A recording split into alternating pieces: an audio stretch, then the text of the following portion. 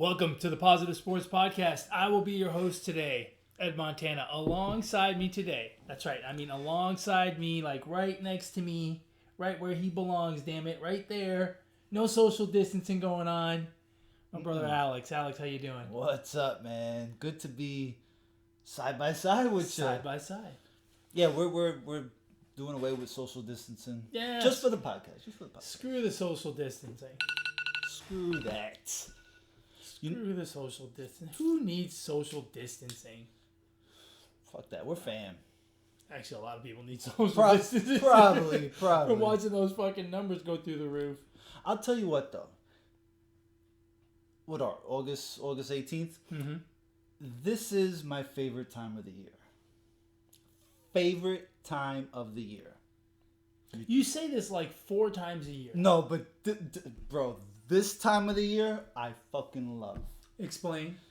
It's not because baseball is on and the wild card races are getting heated. It's not because the NBA just had the summer league and I got to bet on a bunch of games and stuff like that. It's not because NFL preseason is here and we finally get football back. It's the kids go back to school. The kids go back to school and mommy and daddy get to play hooky every once in a while. Run around the house naked and Did you play hooky today? No, I did not. Okay. No. Yeah, look. Coming soon though. Yeah, look. My kid is in high school, right? He doesn't cause me any work, right? It's no grief. It's not like I gotta stop working to go get him lunch or whatever. I mean, kid feeds himself, right? Like, It's no big deal. But there was a small part of me that was a little bit excited when he walked out the door to go to school this morning because I was like, this is nice. I get the whole house to myself. And before pandemic, I never got the house to myself, right? Because my wife was a stay-at-home mom. Well, actually, even way before the pandemic. Mm-hmm. And so she was home all the time. And then the kids were home, and I had 3 kids, and I still have 3 kids, but I had 3 of them at home, and there was always so I never got the house to myself. And then the pandemic came around, and we're all at home.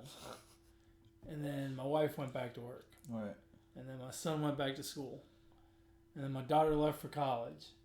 And then all of a sudden I was home alone with the 2 cats, and I was like, this sucks. Yeah, man. Yeah, I think it's good though. I think it's good if for like if you and your spouse, play hooky for a day. Yeah, I think it's good. Don't do it like. Don't get fired. Yeah, don't get fired from your job. You know what I'm saying? Like if you got a couple sick days, vacation days. Hopefully my boss is not listening, but you know what I mean. I mean, yeah, it's okay to do. I think. No, absolutely, I agree. I think it is okay to do, but I mean that must be like. For people that are sex addicts, right? Like if you're a sex addict and you marry another sex addict, you can't hold down a job, right? Because you're playing hooky all the time. You're calling in sick like on the regular. Yeah. I mean, not that you need to, because you could still have sex at the end of the day, right? Right, whenever you get home. Yeah, but from work. So much more you can do. Right. Yeah. When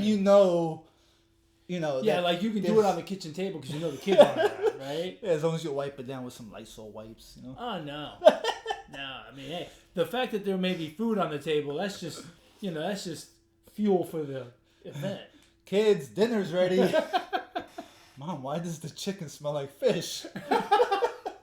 Is that an ass cheek print on the table?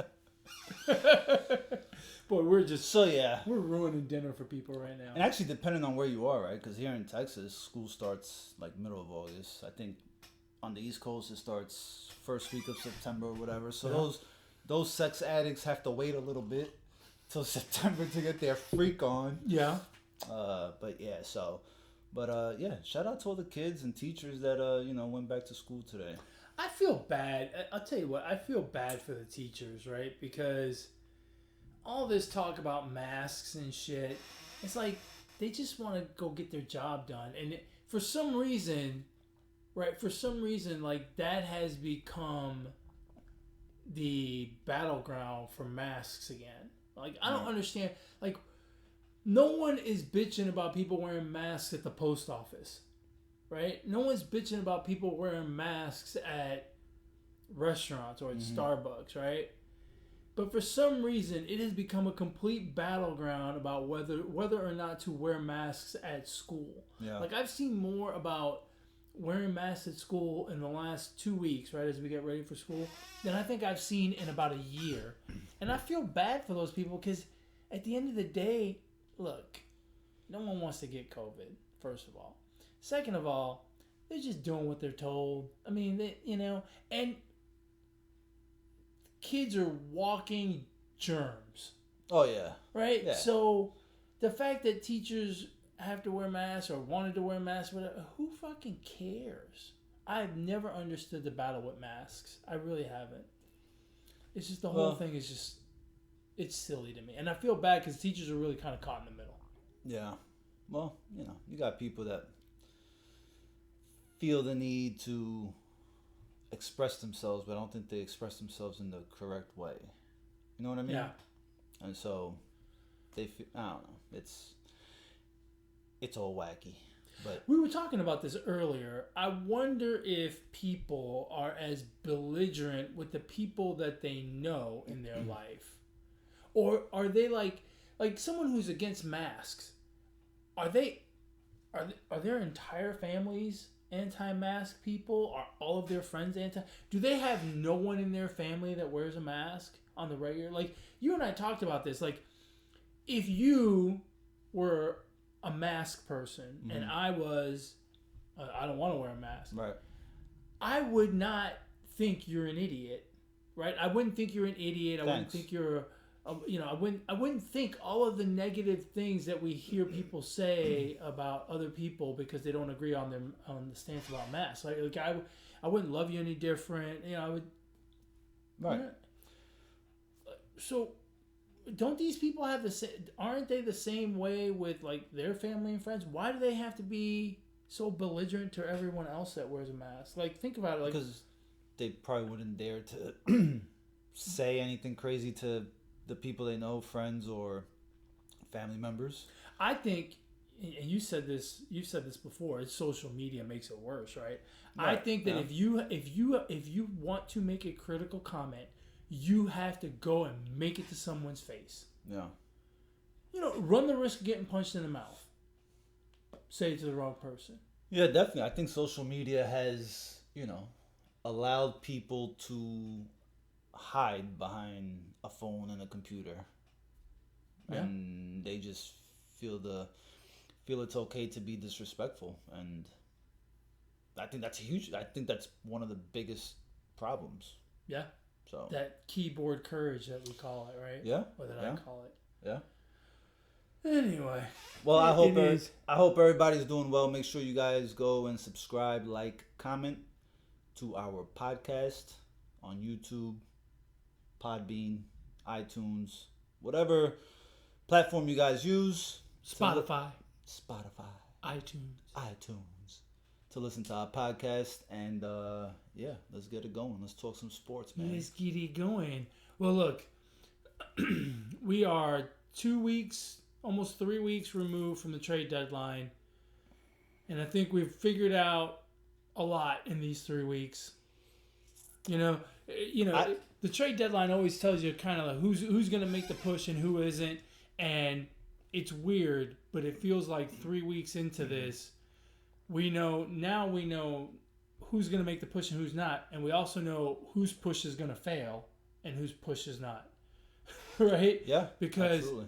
There are teams that are obviously have decided this season ain't for us, right? The Cubs, the Nationals, the teams that were doing really bad, regardless of the deadline, the Orioles, the Royals, things like that, the Rangers.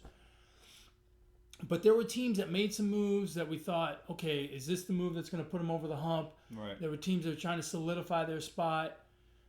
I don't know. Where you want to go first? Teams that made their move and failed, or teams that made their move and look like their move is legit?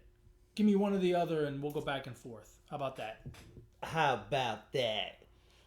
Listen, there are two teams that stand out to me that I think now's a good time to say they've won the trade deadline.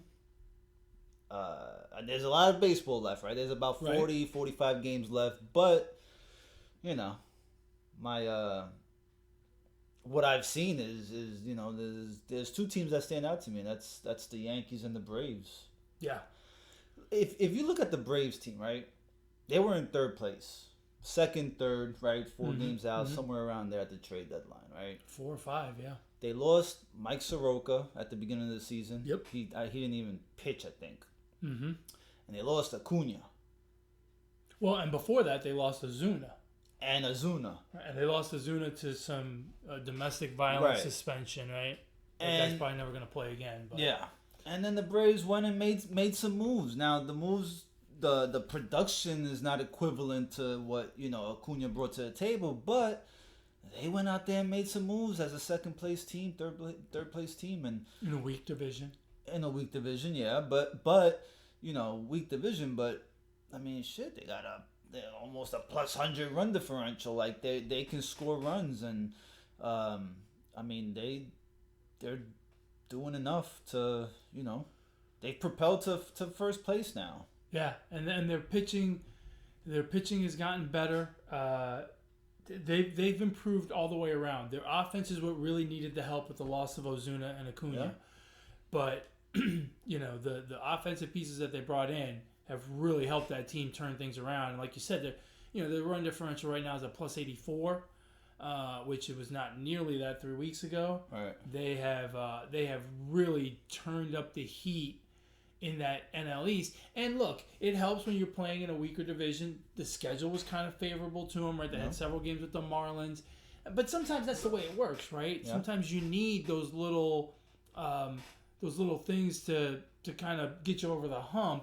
And, we've said this before, it takes a certain amount of luck to win a championship, right? Injuries, scheduling, getting hot at the right time, things like that. And this is just part of it. And I think you're right. I think the Braves have benefited greatly from their moves at the trade deadline. I think it helped them that Acuna went down so far out before the trade deadline. Right. I think if it had been closer to the trade deadline, they may have gone desperado and gotten a bunch of guys and maybe gotten the wrong pieces, or the opposite. They may have just thrown the white flag and said, "Fuck it, we just lost our best player. We're not going to do it." Yeah. They had some time to see how they would respond, and they responded positively. And they said, "Okay, well, let's go out and let's get a little bit more offense," and it has worked out really, really well for them.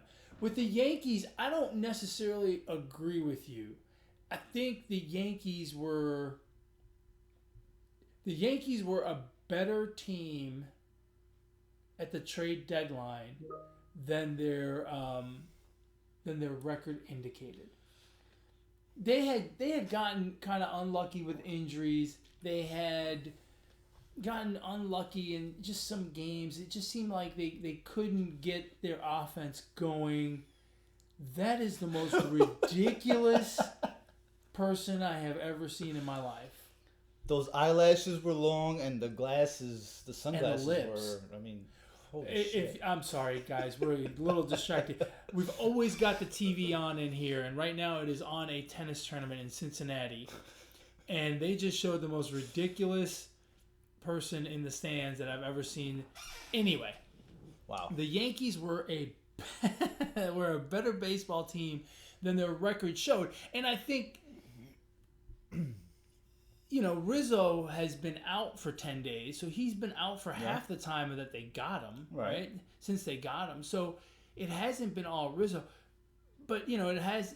Voit has filled in while Rizzo's been out, but he was coming off of an injury. He was injured a lot in the first half. He's played well now that he's healthy, stands in the lineup every day, healthy. So the team has gotten healthy, and they've done, the trade helped maybe morale. Maybe it gave them the sense that, hey, we're still in this. We're still wanting to win now. But I think part of it was just the natural progression of a team that is better than their record indicated going into the trade deadline. Well, let's not forget the Yankees were in third place at the trade deadline with the Blue Jays playing better. and kind of sniffing the Yankees behind, and they went and got two left-handed bats, which I think they really needed. So this is a case of a team that fulfilled a need. I don't think they may not be where they're at, even though Rizzo hasn't played like you said, but just the presence and that balance in the lineup, lefty righty, is big, especially for that team because they're so heavy right-handed. They were like ridiculous. Super right-handed, and so now they get Cole back. Cole turned in a really good performance on Monday night. Found the sticky stuff Again, and so I think this is I compare the Yankees to the Mets. The Mets got complacent. They were in first place. They've got a ton of injuries, but they just weren't performing, right? Like they just haven't been performing, and I think they got comfortable being in first place, and the Yankees in third place said no, let's go and try to make this team better, and I think they got better, and so that's why I think them and the Braves are winners. I can say that they're winners at the trade deadline because look at the Yankees now. Yeah. Look, nobody thought. See, the Braves, we can say they play in a weak division. The Yankees do not. The Yankees do not. Did we all think that Boston was gonna be this good? I didn't think they were, but yet they swept them yesterday in the doubleheader, and now they passed them up. Now they're in second place. So. You play the schedule that you have, and some teams disappoint, others overachieve. You still got to play the team, so the Yankees are making a run here, man. It's really interesting with the Yankees, right? Because the Yankees, everyone expected it to be a 2-horse race with them and the Rays. And the Red Sox, no one expected the Red Sox to do well, and they really kind of outperformed their expectations early in the season. And the Yankees underperformed their expectations, and now both of those teams are going in opposite directions, going back to what we thought they were going to be before the season even started. Right. So it is very interesting. Look, another team that I think won the trade deadline is the Astros. The Astros were good. The Astros were probably going to win the West as they stood. But they did not have a reliable bullpen. There's just no other way to put it. Their bullpen was not good. They made several moves to shore up their bullpen, address their need, which is a topic that you brought up earlier, or a phrase that you brought up earlier. And now they are looking very much in control of the AL West and very much looking like a team who's not just interested in winning a division, but really interested in competing for the pennant and competing possibly to win a World Series. They're for real. Well, right? they need to beat the Royals because they just lost 2 straight to them. Well, luckily the Royals aren't going to be around come playoff time, so it shouldn't be an issue. They need Bregman back. I think, Yeah, they do. I earlier in the season, I was like, man, I think the Astros can go deep. I don't know. I think their fuse is gonna run out. They might win the division. They're only 2.5 up on Oakland. On a good Oakland team. So I don't know, man. I think the fuse on that Astros team might run out. Might run out at some point. No, we'll see. I think they've done well to shore up their pitching, and when Bregman comes back, that lineup is as formidable as any lineup you'll see come playoff time. Teams that lost, that made the push, and the push just ain't gonna work. They're trying to push that boulder up the hill, and the boulder's just a little too heavy. The Phillies and the Mets stick out to me. They both made no moves. Like the Phillies got who? Kyle Gibson, and then the Mets fucking went and got Baez and Rich Hill, and it just wasn't enough for what that team needs. The Phillies are literally riding Zach Wheeler and Bryce Harper right now. Yeah. If it wasn't for those two guys, Who knows where they would be? They may be. The Mets made the push, and the Mets failed. Yeah. Not that the Javi Baez pickup was a bad deal. It was a horrible deal. But back to your phrase, right, that you used earlier. They didn't address the need. Well, that's why it was a horrible deal. Right. Well, I mean, we'll see how it pans out going forward, right? But it didn't address the need, and you know, the Rich Hill one was flat out horrible because Rich Hill is just, I mean, Rich Hill is just over the hill. Rich Hill just shouldn't be on a roster. He shouldn't be, but in all honesty, he's pitched decent for the Mets. I mean, he's not gonna blow you away. The guy's like Jamie Moyer years old, but I mean, he's come in and he's pitched not bad. He's not getting lit up. That's for sure. I'll say that he's not getting lit up. So he's not pitching well either. Yeah, but I mean, all you want out of your starters is quality starts. You know what I mean? Like, you just don't want. The Mets got clouded by their success with all of the injuries early on. They were getting. I don't want to say lucky, right? Because they're all professionals, but they had guys overachieving. Their lineup was a lineup that was meant to produce 2 runs a game, and they were scoring 4 runs a game, right? I don't know the exact numbers. I'm just giving some figures. Their lineup was overperforming. Well, here, I'll tell you real quick. During the injuries. They're scoring about 3.4 runs a game, which is good for second to last in the majors. Only worst team are the Pittsburgh Pirates. So there. Yeah, and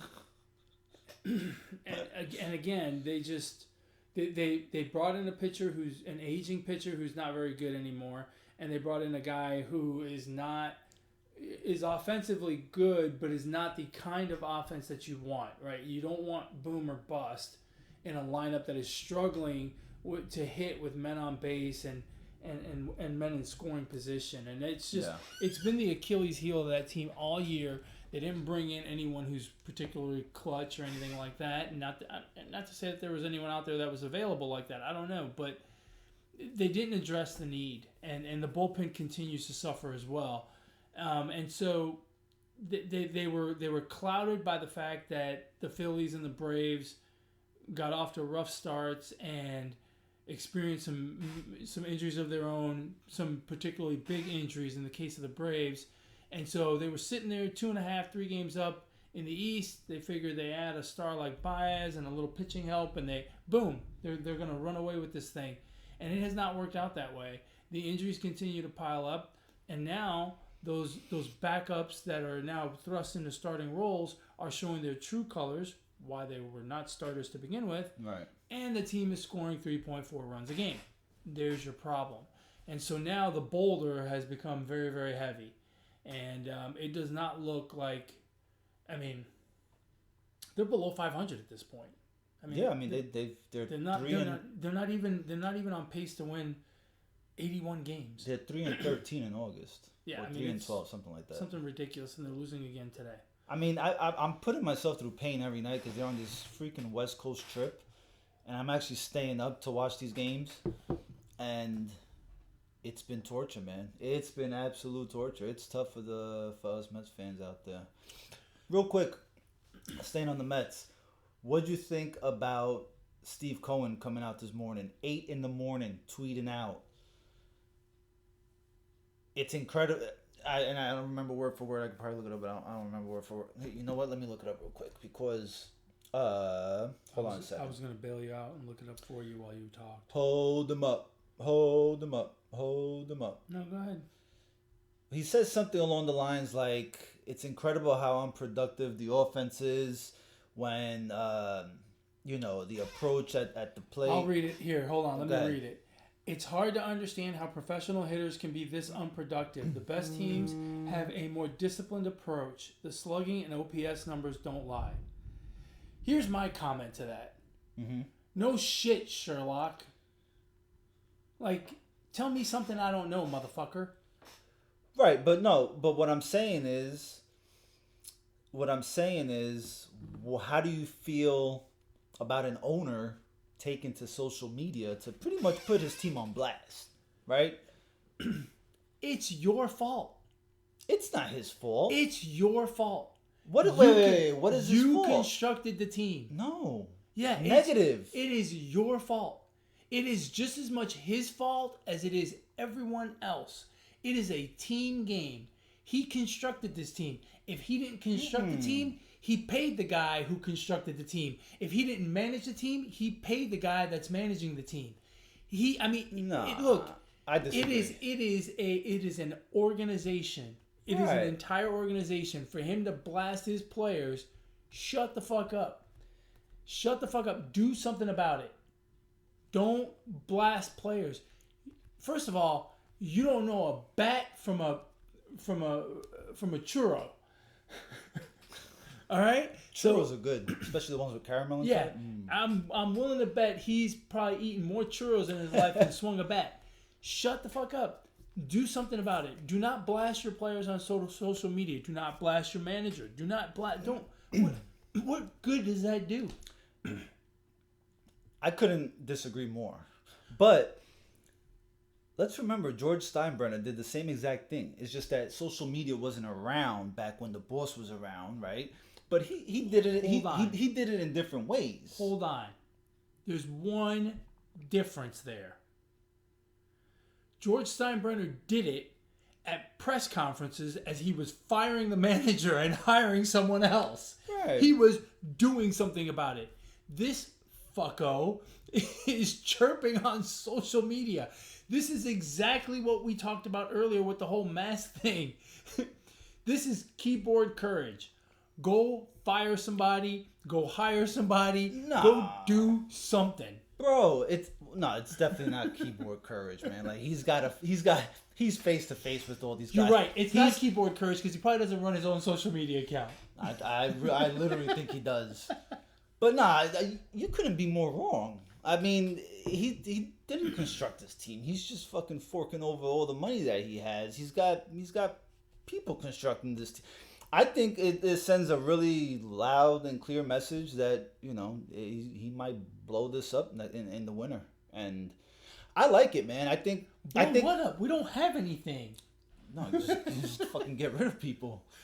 I like it. I think as an owner and a fan, not me, Steve Cohen, I think he said something that needs to be said because the players and the manager are showing no emotion. So who better to have, to show emotion than the fucking owner of a franchise?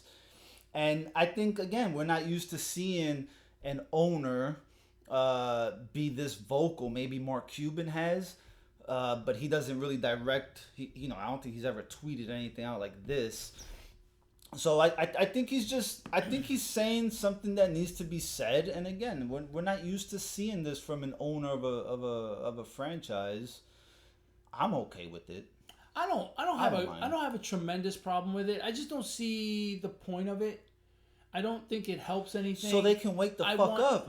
But yeah. So do you think Pete Alonso is gonna go out there tonight or today with a man on second and go, I really better get a hit because the slugging and OPS numbers really tell the whole story that I'm not hitting with men on base.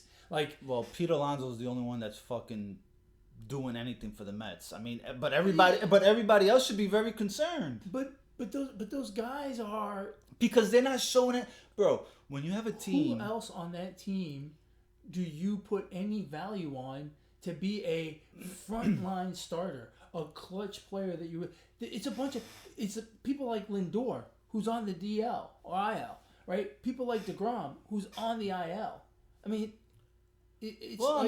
Look, what's the worst that can happen? At this point, the Mets are a sinking ship. So, I mean, bro, listen. Terry Collins, Lou Piniella, I can't think of any other managers, but I'm sure there's plenty more. They've showed some damn emotion at post-game interviews. Yeah. I mean, you need that sometimes. You need that sometimes. Right.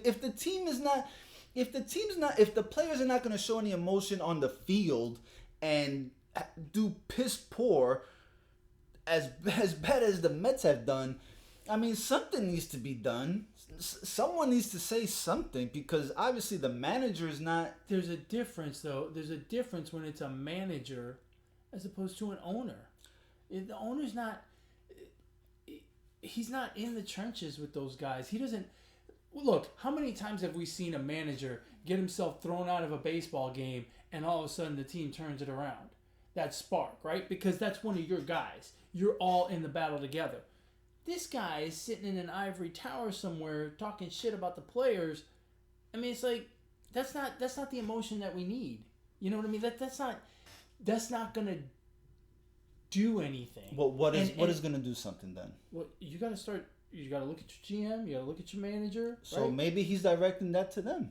Well, okay, but then you don't need to do that on social. Again, that's keyboard courage. It doesn't need to be done on social media. Think of all of the great organizations, except for the Steinbrenner Yankees. Think of all of the great organizations in sports, and you tell me which ones got bombastic owners that run their gums on Twitter. Well, again, but none of that. We're in a different. No, but we're in a different era. You know what Kraft. I'm saying? Like Robert Kraft, he's hanging out at a rub and tug, but he's not. He's not running his mouth on social media. Think of like organizations that have consistently been good. Do you hear anything about that? Do you hear anything from the Dodgers? From the Dodgers ownership group? This is year one of the Cohen era, so I think it's pretty clear that this is what the Mets owner is going to do. This is how he's going to approach things. He's actually approaching things a lot better than the Mets are approaching things at the plate. So I'm okay with this. And this is something that we just haven't seen. We're not used to it. So I think we should get used to it because I don't think Steve Cohen's going to change for anybody. You know what I mean? I don't have a tremendous problem with it. I just don't see that this really adds value to the team. Do you think it's going to scare away players? No, because again, he's so far removed from the players. You think so? I think a manager that runs his mouth like that is going to scare people away or lure people in. Right? He visited the Mets locker room during the Philly series. So I think you're completely wrong. I think Steve Cohen is. I can't really say he's a fan first, but he's a huge fan of the team, right? Because I mean, money talks. So the guy's all about. He's a businessman, right? Yeah. But I mean, with the Mets, I think being a businessman and being a fan. I mean, they're pretty close. I mean, he's a real fan of the team. So I think he's more. I think he's more involved than what we think. I don't have a problem with his involvement. I just think. I think an owner blasting his team via social media does nothing to make the team better. I don't think it gives the team that push, that fire. I don't think it does any of that. If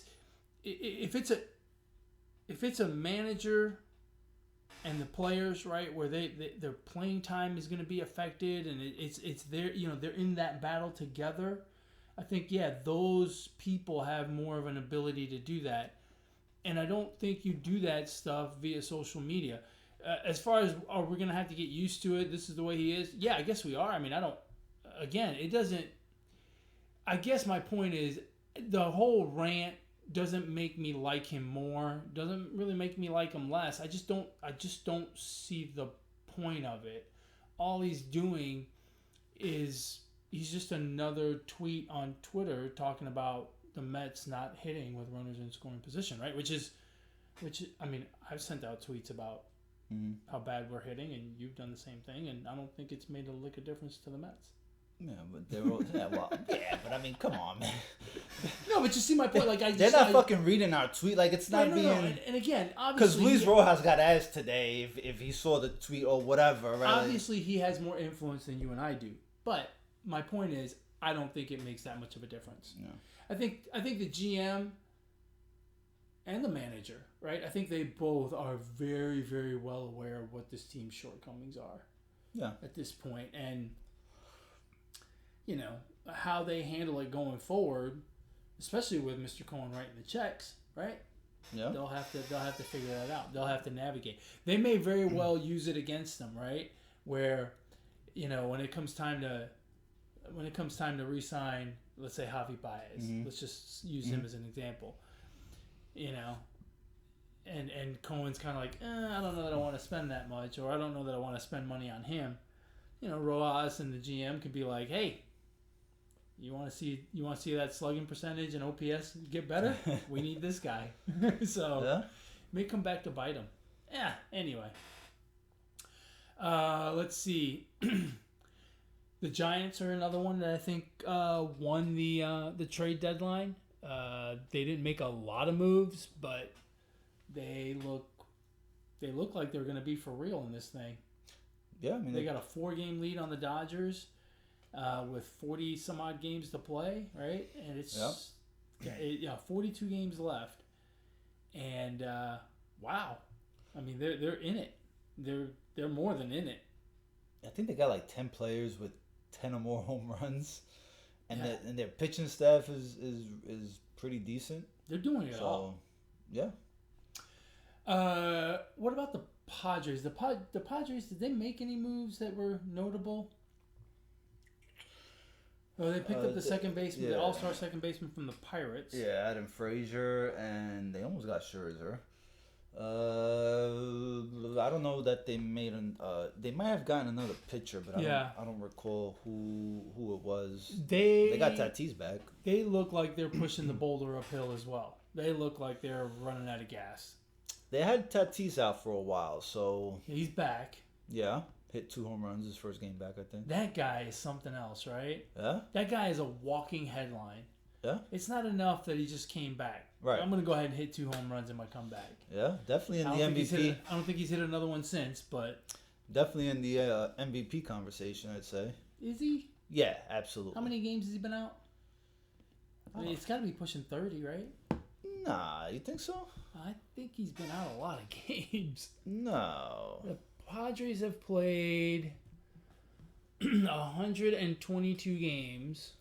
I don't think he's been out that much. And Tatis has played in... He's got 330 at-bats. Yeah. How many games has he played in? They still have him listed as an infielder and a shortstop. He's definitely got 100 games played. No, not... he's got to have around 100 games played. He's played 90. So he's missed 32 games. That's a lot. Yeah, but I mean his number. I mean, but he's producing. Yeah, but 30 games is a lot. He's producing around the same numbers that Bryce Harper has, if not. Yeah, but Harper's playing every day. All right, but I mean, and the Padres are a playoff team. Look, in a better division. The Phillies are a mere 2.5 games out of a playoff game. Are the Padres still in a?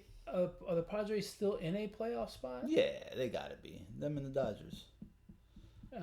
I'm sure they are. Yeah. Are you sure? I mean, who's next? The Reds? Yeah. No, the Reds are only 2 out. Yeah, but I'm saying. I mean, God, the Phillies are 4.5 out of a wild card spot. They're closer to the division lead than Yeah, I mean, you're gonna have to win the NL East to make the playoffs. Yeah, I don't know. I missing 32 games. If he played every game the rest of the way, would be, God, that's only 80% of the season. I have a hard time giving someone MVP when they've missed 20% of the season. That's just me. So you're talking, what, 120 games? 130. Oh, yeah, I'm cool with that. If the numbers are there, then 130 is... Good enough for you? Yeah, for me it is. Especially if the numbers are there. Yeah, look, over 130, if you take the average numbers, right, he's going to be there. If you take the raw numbers, I mean, look, we've had a pitcher win an MVP before, and... Well, that's a whole different argument. That's a completely different argument altogether. I mean, geez, that's a can of worms right there. Let's see what Bryce's numbers are. So Bryce Harper this year... Same amount of at-bats. 340. He's at How many games? 98. 98? Did he miss a bunch of games? I don't remember him missing games. He got hit. He got hit in the face or something, and he missed a few games. Oh, wow. But Okay, but that was a few games. Yeah, well. Sorry, dude. 140 games is better than 130, but not much. Yeah. Not enough to offset the numbers. And let's see his numbers. He's got 22 home runs, 50 RBI. Is this right? That's it? I thought he had more RBIs than that. He's hitting 297. Oh, yeah. Tatis is the... His OPS is 989. Yeah, Tatis is the clear... You can go to player comparison. Where's that? I don't know. It's somewhere on there. I promise you. Yeah, I know. I love that, but I can't find it right now. Yeah, Tatis has, I dare to say, way better numbers than Harper. I would tend to agree with you. I can't imagine. Yeah, I didn't realize Harper only had 50 RBIs. Look at his numbers. Tatis is at 34 home runs, 75 RBI. And his OPS is 1053. Yeah, between these two, 10 games is not enough to offset that difference. Yeah. In my opinion. So, yeah. Unless there's somebody else, and I can't think of anyone else. For MVP? For MVP in the National League? Who was it? Jacob deGrom by absence? I can't give it to him. Well, he was having a... Look... Great Isn't season, the fact that the Mets have tanked since he's gone on the DL just a further indication of how valuable he is? Yeah. If he was an everyday player, that argument would work perfectly. I thought I saw Zach Wheeler on there as 5th. For MVP? Yeah. Nah, not MVP. He won't get it. He's Cy Young. He won't get it, but... he's Cy Young for sure. He definitely won't get MVP, but he's who else got is pretty good fucking numbers. Who else? Soto. Oh, but that team is so bad. Yeah, but I mean that team is so bad. But again, if Soto has better numbers than Tatis, so let's see. Tatis leads in WAR. Don't talk to me about WAR. What is it good for? Turner. Nah. Soto. Turner was out a lot. Freddie Freeman. You know what? Ozzy Albies. Really? Has he had that good of a year, though? It's been pretty good. Let's see. 22 home runs, 83 RBI for a guy who's not a home run hitter. Let's not forget, Ronald Acuna's, he kind of picked up the slack. Yeah. Not terrible. His OPS is only 818. Second baseman. Not bad. Not bad. Oh, what about, who is it, Winker or... from Cincinnati? Yeah, Winky. I mean, he could win on name alone. I mean, with a name like that, right? Winker. And I guess Freeman could win it again. Freeman is doing pretty good. God, Freeman's only 27. Nah, he's hitting Winker's hitting 307, 24 home runs, 71 RBIs, 955 OPS. That's not a bad season. And he's playing every day. He's playing every day, and his team is right there in the wild card. In the hunt, yeah. Yeah, Winker's pretty good, but he's probably... The problem with him is he doesn't have the name recognition to get the votes, right? Yeah, but that's I mean, that's going to be tough. They shouldn't penalize him for that. No, they shouldn't, but the fact of the matter is they kind of do.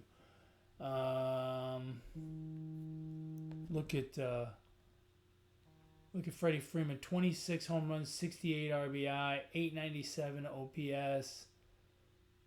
Not great numbers, but hitting 296. Doesn't kick the ball once every 2 games like Tatis does. Yeah, true. You know, his offensive WAR is 6.2 and his overall is 5.5. His defense, Tatis? His defensive WAR is a negative 0.7. That's why they moved his ass to the outfield. Yeah, you're costing us too much. How about you go away? Or you move up north? Let's see. What other winners and losers do we have? I'll tell you what. The Dodgers were absolute geniuses in making that deal for Scherzer. Because with the Trevor Bauer stuff. Kershaw has been out. He's supposedly coming back soon, but he's been out. And Bauer's not coming back. I dare to say ever. If true. Well, I'm only saying if true because with the Deshaun Watson stuff, I say the same thing. So I'm just trying to be fair. If true. I don't know all the details, but if true. I don't know that I want to talk about the Bauer thing, but I don't know. I mean, have you heard all the stories and what's come out and cross-exam? I mean, it's fucking wild. And it's wild to the point where, I mean, he's fucked up, she's fucked up, they're fucked up. I mean, what the fuck? Their kids must have went to school early. Oh my god! Like so the exchange of text messages before they did anything, and then obviously what happened when they did do stuff. It's times like that when I realize I'm 50. I'm 50 because that's fucking crazy. Right. That's all fucking crazy. Well, that's the one best move Steve Cohen didn't make in the winter. Imagine if you think him tweeting this shit out is bad. Not you, but I'm just saying. What would he say? Yeah. No shit. What would he say about Imagine Trevor all Bauer? the backlash he would get in New York. Crazy, right? The Bauer thing, like I wonder if he's ever gonna. I feel pretty confident in saying I don't think he pitches for the Dodgers again. I don't think so either. I think the Dodgers will politely bow out of the Trevor Bauer thing. The thing is, they still got to pay him. You think they'll gladly just... Someone else will pay him. Maybe. Maybe not. So, and again, I don't know the numbers. He's got a $30 million contract. I think it's a 3-year deal, right? Yeah. So let's say it's $30 million. It's actually probably $34 million because it's over 100. And let's just say $34 million. Right. This year's gone, right? You trade him and offer to pick up half of his deal, right? He goes to Toronto, right? If you're Toronto, do you do it? Do you take Bauer for half price? No. If you're the because... Okay, well, hold on. Mm-hmm. If you're the Dodgers, do you get rid of him and still pick up half the tab? Just to get rid of him? Yeah, maybe. Okay. Explain. No, I think there's baggage with Bauer even before. even before this. That's now there's even more baggage, and now the team's going to trade for him. He hasn't pitched in... Well, it'd be for next year, right? He's not right. He's not coming back this year. Yeah, but I'm saying right. he hasn't pitched in a while. Nah, I don't do it. I don't think he's that good. He's good. Actually, the numbers are skewed because of the ticky-tacky, sticky stuff. The sticky icky. I mean, he had a bogus Cy Young year last year, and I think, all the analytic freaks who look at spin rate and revolutions per hour or whatever the hell you want to call them, I think they're a fluke. I think he's good. I think he's really good. If I'm the Dodgers, I think I do. Think about it. You pay $34 million this year, and then 17 and 17 as opposed to 34 and 34 for 2 years to get rid of him. And quite frankly, if you're a team on the cusp, right? If you're a team like Toronto, you don't have the same media pull. You're playing a tough division, but this guy really could elevate your team to possible playoff status. Might be worth it for them to do it. And you're getting a $34 million pitcher for 17. I don't think a team is gonna want anything to do with him because of the DV. You know, because of the what? the domestic violence or whatever. Oh. Yeah. DV. I didn't realize we were working abbreviations. Yeah, that man. good. Working the acronyms. Well, I think that for a PO spot, a team like the Blue Jays, a team like the BJs, would do it. The BJ, yeah. I think the TBJs would do it. Not to be confused with a PB&J. That actually sounds pretty good right about now. I'm kind of hungry. Yeah, I don't know. That's gonna be interesting. Yeah, that'll be one of the things to talk about in the off season. Yeah. Because I don't think he's coming back this season. And on top of that, you got to figure he's probably gonna get suspended, right? So you're not. Well, but see, that's the wrinkle, right? Like, there's a very good chance he doesn't get suspended. Like if this whole restraining order thing falls through, then there's likely not going to be any charges. And then if there's no charges, yeah, he punched her in the face. But the suspension in that case, I'm guessing, won't be 50 games. It'll be 20 games. And he's already served how many? You know what I mean? So there's a good chance that the MLB will say suspension served. Or SS, as we like to call it in the business. Yeah, it's crazy. But I mean, he could conceivably, I think it's very possible, not likely, but possible, that nothing comes of this restraining order. There's no charges. Yeah. He's been on the bench since the end of June. Shit, it's been a while. Yeah, so it's been 6 weeks at least, right? Yeah. Which means he's technically been suspended for 6 weeks is 42 days. Take out the All-Star break. Take out some rest days. 33 days. Call it 30 games. He's technically been suspended already for 30 games. Now, it's been with pay, so he may get fined. Yeah. But it's possible that if the restraining order charge goes away and there's no formal charges filed against him and it goes away, then he will have sat 30 games. There's 40 games left. He's not going to get a 70-game suspension for that, right? He's going to get a monetary fine. And so, I swear, the athletes are so privileged, bro. Like, if you had this shit going on at your workplace or something like that, I mean, you'd have been fired. You would have been fired, much less suspended with pay. This guy's getting paid to fucking show up in court every 2 weeks or whatever it is. But on the flip side, we say privilege, but on the flip side, it would be really wrong if this chick did, if he did nothing wrong, and I mean, obviously he's done something wrong because he punched her in the face repeatedly. Yeah. But it would be really bad if he did nothing wrong and lost his job. Just like it would be for you, right? Like if a woman accused you of something that you absolutely didn't do and you immediately got fired, you'd be like, wait a minute, Yeah. Well, that's the power of the union, right? Yeah.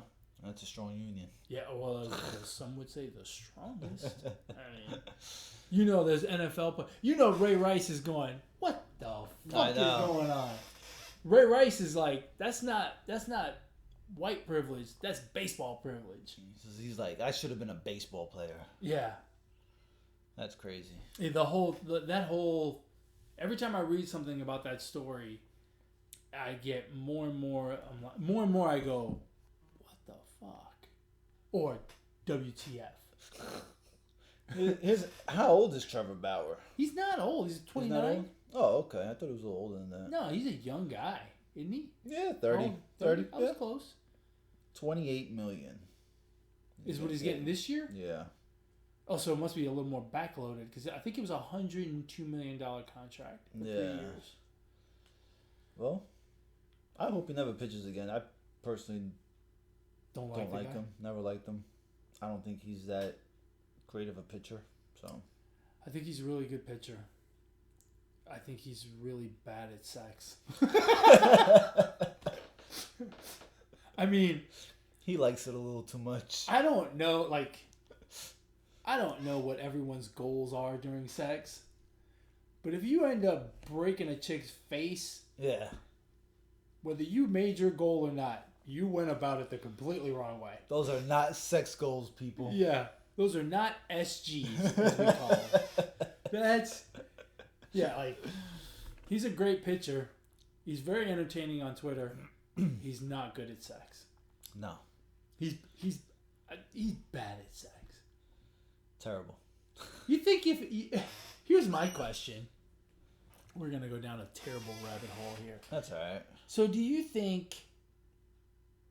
Let's say the scenario that I said earlier plays out. No restraining order, no charges. He goes back to the Dodgers. Maybe he gets traded, maybe he doesn't. Mm-hmm.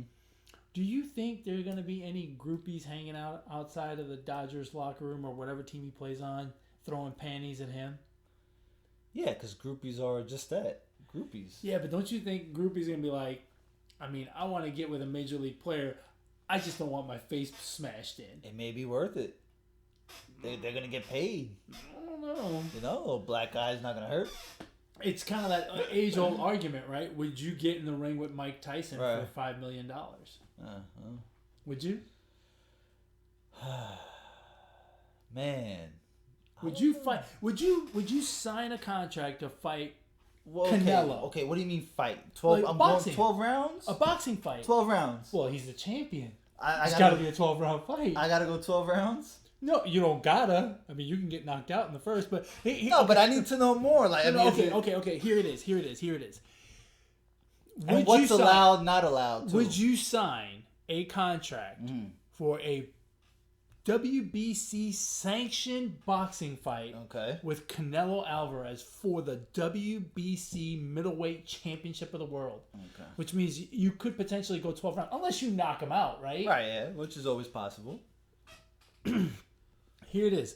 12-round boxing fight with Canelo Alvarez right now, today, right? Canelo's at his prime. Right. You're at... My prime. You're next to me. For the WBC middleweight championship of the world. 12 3-minute rounds. For how much? Oh.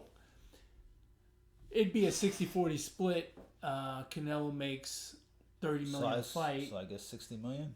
No, I mean 40 million? No, he gets 30 million. He gets 30 million a fight. 60-40 split, you'd get 12 million. Let's say 10 million for $10 million. Hey, but full disclosure, right? $10 million. 10% goes to me because I just brokered the deal. I'm your agent. That's fine. So that's $9 million, right? And then you pay tax on the full 10, right? Okay. All right. So that means you get $6 million and then $1 million to me. So you're only gonna get $5 million. I get $1 million because I just fucking put the deal together. I mean, $5 million is $5 million. $5 million to fight Canelo Alvarez, boxing.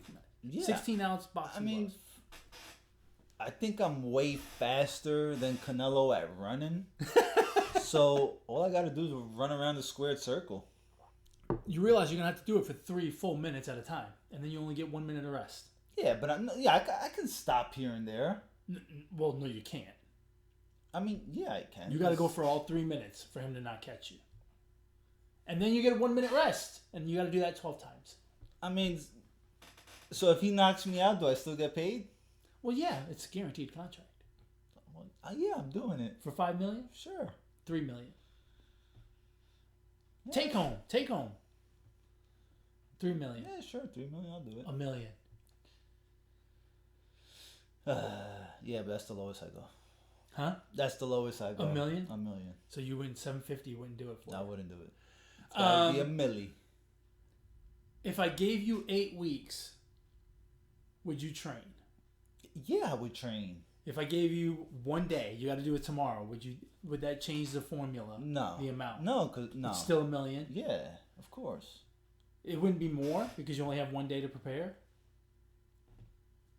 Yeah, I mean, let me tell you something. For $1 million, yeah, I would do it. For $1 million, and I had 8 weeks to prepare and get the best fucking mouthpiece I could get. You would not do it. I'd have to get a little more. Yeah.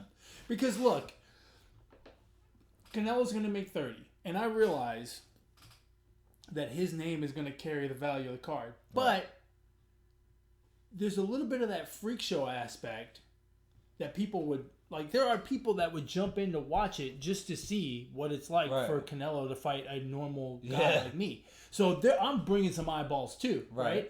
And I understand that there's a bajillion guys that would do it, but at the end of the day, I'm the one that's doing it. So you got to give me a little extra cheddar. And here's the thing: in a situation like that, you got to go full market. Like, you got to fucking go full Mayweather. You got to talk up a shitstorm. Oh, I'm going. You got to make shirts. You just gotta clown the other guy, right? You gotta. In this case, Canelo. I'm going full WWE. You got to, because then people would tune in even more. Yeah, no, and look, people love Canelo. I would start talking shit about. I talk shit about Canelo. I talk about his mama.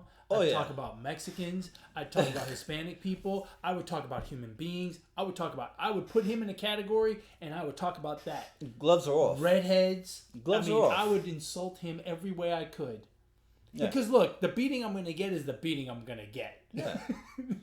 Then. What's I'm saying? Then you got to get a piece of the pay-per-view, right? Yeah. Yeah, the gate money.